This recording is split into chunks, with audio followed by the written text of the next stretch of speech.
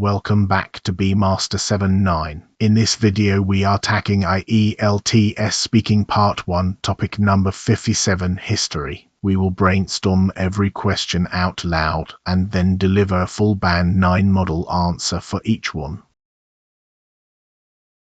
First, a quick reminder of the format. Part 1 lasts 4 to 5 minutes. The examiner asks short, familiar questions about you, your life and your habits. You should aim for roughly 2 to 4 sentences per answer. Too short sounds abrupt, too long and the examiner will cut you off. Here is our topic card, exactly as it is printed. Topic 57, history, with 4 questions. Note the source tags every question with why or why not, including the 2 open questions where that does not quite fit. We will answer the real question rather than the tag.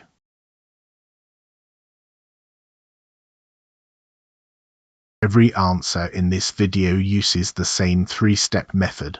Answer, reason, extend. Give a direct answer first so the examiner hears you addressing the question. Then give the reason behind it. Then extend with a detail, an example, or a contrast. 3 steps every single time. Question 1. Have you ever studied any history? Let us brainstorm. The answer is yes, it was a compulsory subject for about 7 years. The reason is simply that it was on the national curriculum, and we extend with a contrast, disliking it at school but enjoying it now.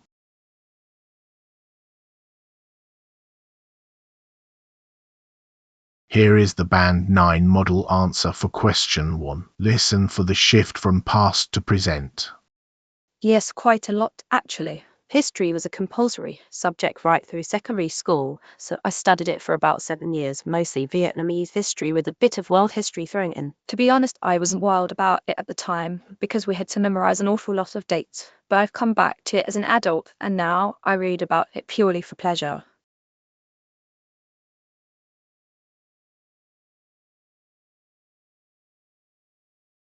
Question 2. How do you learn history? Notice this is an open question, so we need a method, not a yes or no. Our answer is podcasts and documentaries. The reason is a long daily commute, and we extend by explaining why stories stick better than facts.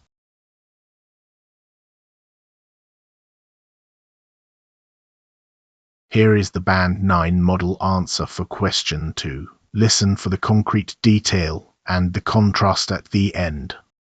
These days it's almost entirely through podcasts and documentaries rather than textbooks. I've got a 40-minute commute each way, so I'll put on a narrative history podcast and get completely absorbed in it.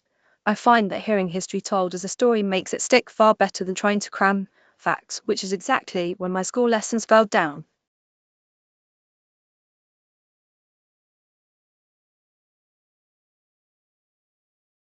Question 3. What are the benefits of learning history? Here we plan 2 benefits and rank them. Benefit 1, a sense of perspective. Benefit 2, sharper critical thinking. Ranking them gives us a natural way to signpost and organize the answer.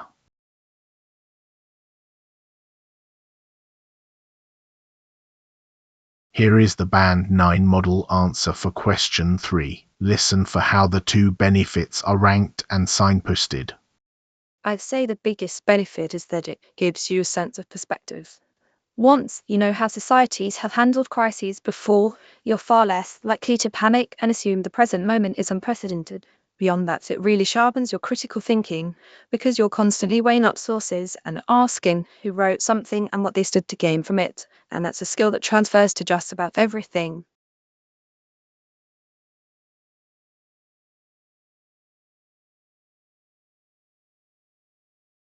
Question 4. Do you think it is important to learn history? This one is a yes or no question, so we answer it directly, and then we reframe. It is not just whether history is taught, it is how it is taught. Reframing shows the examiner genuine evaluative thinking.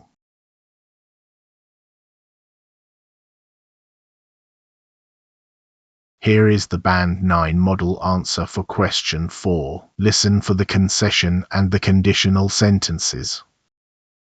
Absolutely, though I'd argue it matters how it's taught, not just whether it's taught. If it's reduced to rote learning of dates and treaties, students switch off and forget the lot the moment the exam is over. But if it's framed around big questions, where did this society collapse? Where did ordinary people go along with it? Then it becomes genuinely valuable because you're learning to interrogate the world rather than just memorize it.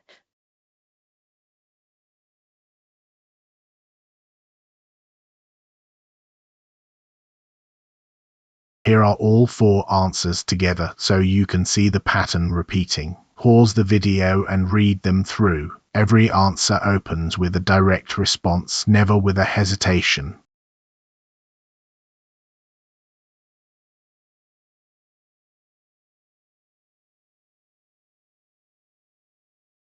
Questions 3 and 4. Again, pause and read.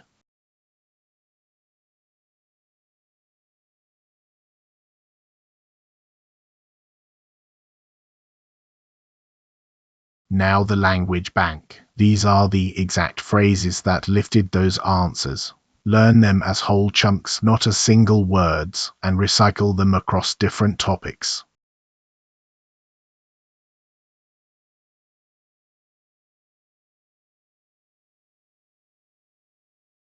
So why do we assess these as Band 9? Fluency and coherence, lexical resource, grammatical range and accuracy, and pronunciation. Please note our caveat. Band 9 here is our own quality assessment against the public ielts descriptors. It is not a certified examiner score.